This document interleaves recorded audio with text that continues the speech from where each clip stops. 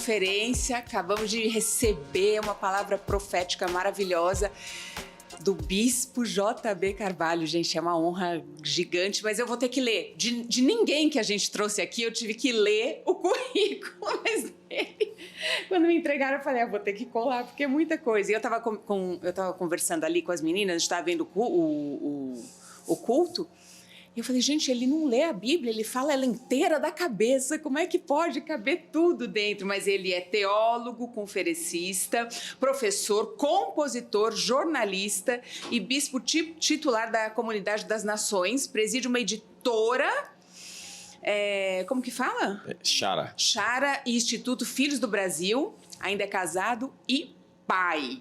Como é que você consegue tantas funções? Deus me ajude. Eu fui chamado para fazer essas coisas, então você tem a gasolina e Deus te desenhou de uma forma. E é a forma como Ele te usa, né? Por isso que a comparação é a morte da autenticidade. Ser bonito é ser você. E quando você é você, você dá a sua contribuição para o mundo. Amém. Agora você precisa de atualizar suas versões. O seu você 2024, ele é um você ultrapassado para 2025, por isso que você tem que se reinventar.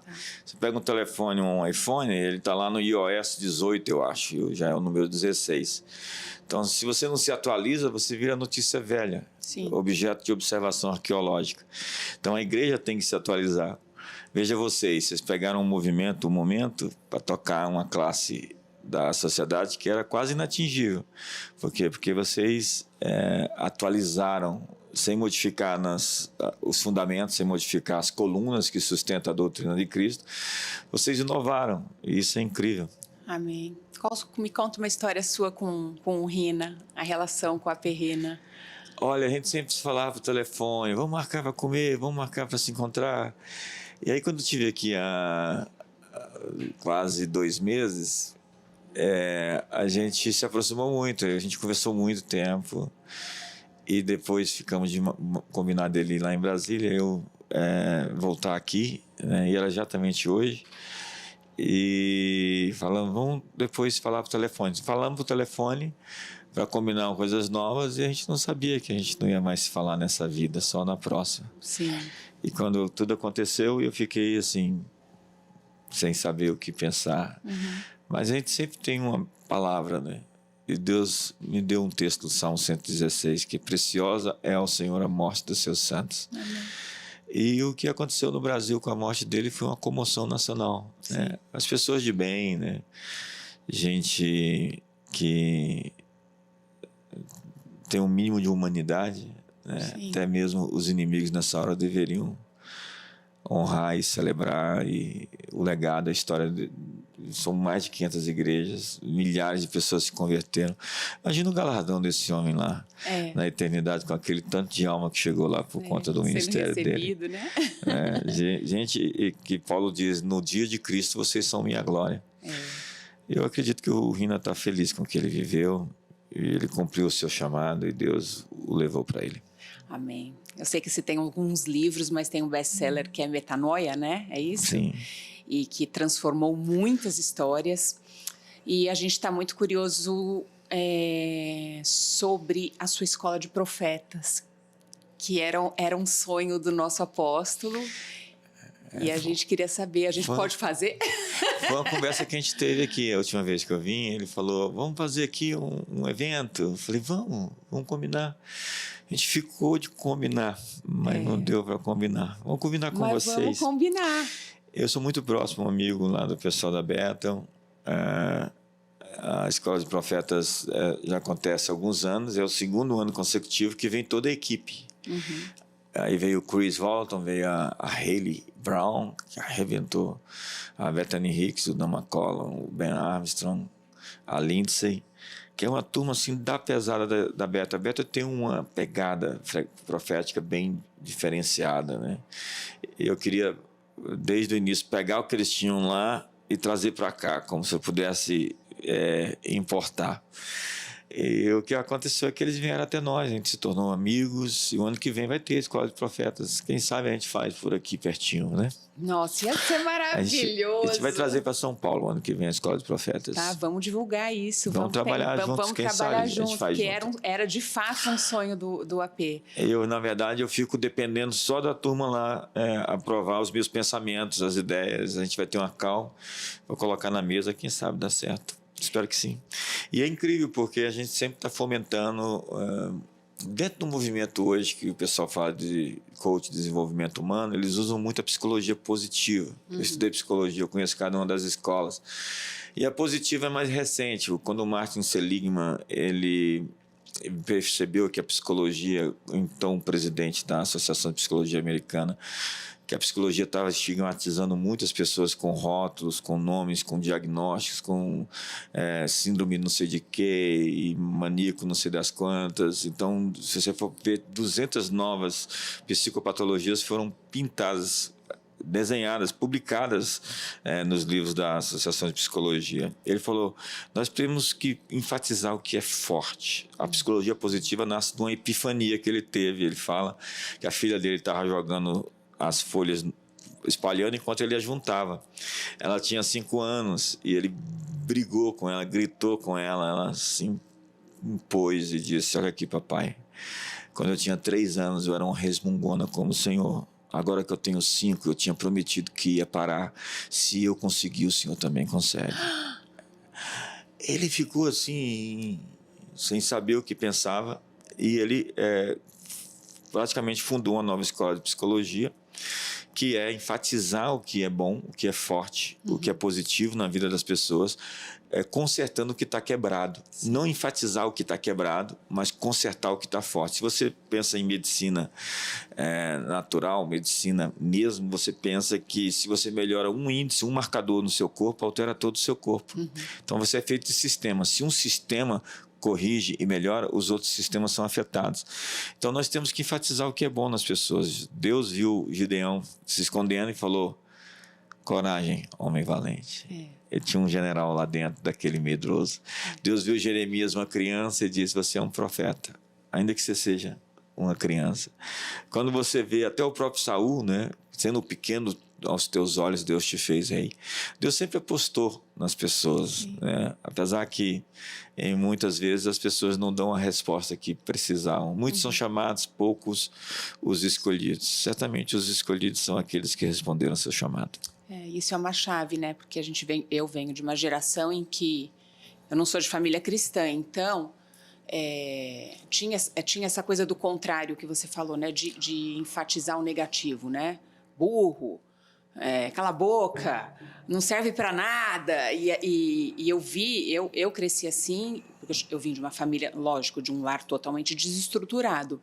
E aí, quando eu conheci Jesus, quando eu fui estudar sobre cura e libertação, eu aprendi o poder da palavra profética, principalmente sobre uma criança. Mas quando a gente se converte, ainda que mais velho, eu me converti com 28, o próprio Deus reverteu todas as palavras dos meus pais. Ele transformou, e eu comecei a entender que eu tinha que acreditar naquilo que Deus falou que eu sou, aquilo que Deus diz que eu sou, e não naquilo que eu tinha ouvido, e eu anulei tudo isso.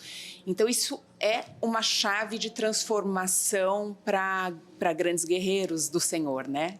De você se enxergar como Deus te enxerga, né? Tem um psiquiatra, Maxwell Maltz, ele escreveu um livro chamado Psicocibernético. Ele diz que a sua autoimagem, seu autorretrato, define o seu comportamento, as suas ações. Todos nós temos um retrato interior de como nós nos vemos. E se nós nos vemos de maneira positiva, se nós nos respeitamos, nós exigimos respeito. Sim. As pessoas que são tratadas com desrespeito, elas permitem, se permitem. Você não pode reclamar daquilo que você permite. Isso. Né? E você não pode mudar o que você tolera. E o Maltz diz que o seu retrato interior define como você reage às circunstâncias. Né? Ele fala do timon, o timoneiro, que é o cibernético, como que um guia. E ele tem algumas frases interessantes. Faça da sua mente um reino e não uma jaula. A felicidade é um hábito. A felicidade é um trabalho interno. Então, nós precisamos realmente nos libertar desses estigmas. Davi, para ser o matador de gigantes, primeiro venceu a opinião do seu irmão. E depois venceu a opinião do seu rei. Isso. E venceu a opinião das pessoas. Davi não era uma aposta considerável, fugitivo, com 400 homens endividados, Sim. na caverna de Adulão, os párias da sociedade. Improvável, né? E o que ele fez? Tornou-os um exército. Os maiores valentes da história não são os samurais, não são os ninjas, não são os guerreiros hindus. São os valentes de Davi. Eles pegavam na espada e não soltavam a espada. Depois da guerra, era tanta adrenalina que eles não conseguiam soltar a espada depois de matar 300, depois de matar 800. Imagina um homem que vale 1000. E a promessa de Deus é que nos últimos dias Deus vai levantar uma geração de Davi. Está lá em Zacarias. O menor será como Davi. O mais fraco será como 1000. Lá em Isaías 60, 21 diz isso. E o livro de Salmos, no Salmo 110, diz que no útero da noite, na hora mais escura, vai emergir ungido com o orvalho da sua juventude uma nova geração. E eu realmente acredito que nós estamos nessa página hoje. Nós estamos há 2000 anos da ressurreição de Jesus. 2000 anos do nascimento da igreja. Pelo calendário gregoriano, talvez uma mudança de 4 anos, nós vamos chegar em 2029, 2030. E o que eu espero? Eu espero uma visitação de Deus. Aleluia. 2000 anos de história da igreja. Eu acho que Deus tem um presente para a humanidade. Amém. Amém. Glória a Deus. Nós vamos estar lá para conferir esse presente. Vai ser incrível. Glória a Deus. E imagina que a promessa que eu tenho ouvido em todo lugar que eu vou. Eu estava agora lá na Califórnia com o Rick Warren. Ouvi isso, a Era do Espírito. Estava lá com o pessoal da Bethel, a mesma coisa. Nós esperamos um avivamento onde mais de 1 bilhão de almas vão se converter. Amém. E nós cremos que isso vai acontecer diante dos nossos olhos. Deus está preparando o mundo para esse tempo.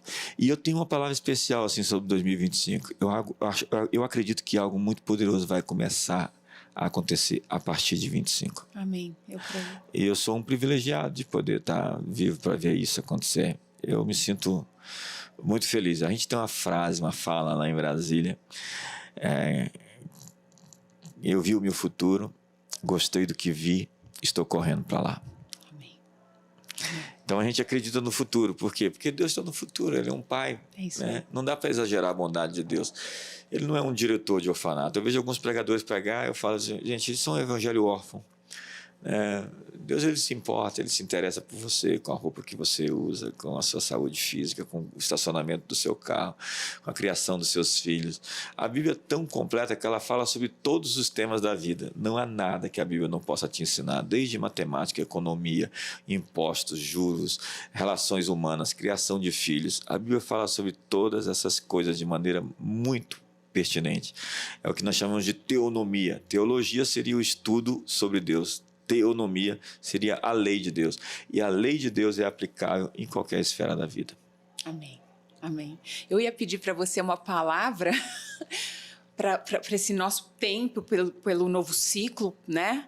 Com a partida do AP, a gente sabe que a gente tem um novo ciclo, a gente se compara muito com o exército de Davi, porque se você pegar os testemunhos todos da nossa igreja, ou com 99% da onde todo mundo vê, você fala, meu Deus, não é possível que essa igreja... E a gente, muitas vezes, até as pessoas vão chegando e se tornam guerreiros muito rápido, acho que porque foram tão fundo com Satanás que aprenderam a guerrear e hoje usam isso para Jesus com muito mais força, né? Porque, de fato, a gente é uma igreja de ex-endividados, ex-drogados, ex-prostitutas, e a gente... E o Aperrina teve isso de juntar esse povo que ninguém queria, né? Na época, né? Hoje já está tudo mais tranquilo. Mas, na época, ele juntou esse povo. E hoje são os nossos pastores, são os nossos líderes, somos aqueles que tentamos passar, que estamos passando esse bastão através desse legado. Você tem uma palavra para esse tempo novo com a partida do AP para nós? Eu acabei de ouvir ali o vídeo onde ele falou a última vez aqui, né? Exatamente aqui, foi em outubro. E ele falando justamente dessa geração de novos cristãos, né? Dessa nova gente que está emergindo. Os campos estão brancos, foi a mensagem também, parte da mensagem que eu preguei. Sim. E eu vendo ali aquelas dezenas de pastores sendo ungidos, vejo que vocês estão em pleno movimento. Isso é muito incrível de ver. A atmosfera aqui está muito densa, assim, há um quebrantamento geral. Sim. Né? As pessoas estão bem sensíveis, estão bem também prontas para receber a palavra. Então, o que eu vejo é que vocês estão se reinventando com uma nova geração que está emergindo, que é essa geração que a gente está profetizando. Entenda que os profetas, eles estudaram em escolas diferentes, mas eles ouvem a mesma coisa. E quando eles se juntam, parece que os pedaços se juntam. E nós estamos ouvindo a mesma coisa. Está emergindo uma geração de um incrível povo. E o que eu vejo aqui com toda essa juventude, todos esses líderes novos, é um potencial enorme para ser muito, muito, muito maior do que os melhores sonhos do Rina. Amém. Muito, muito mais exuberante do que os planos mais ousados que ele teve. Amém. E eu sinto realmente que o que vocês vão fazer e ser vai ser muito superior a tudo isso que o Rina fez até aqui, esse tempo. Tem um texto na Bíblia que eu queria muito, que eu quero muito viver para poder cumpri-lo, que é quando Davi, você falou de Davi, morreu. Atos 13, verso 36. Davi serviu a Deus na sua geração e foi recolhido com seus pais, morreu. A minha biografia, o fim da minha vida, eu queria que fosse resumida nessa sentença. JB serviu a Deus na sua geração, depois morreu.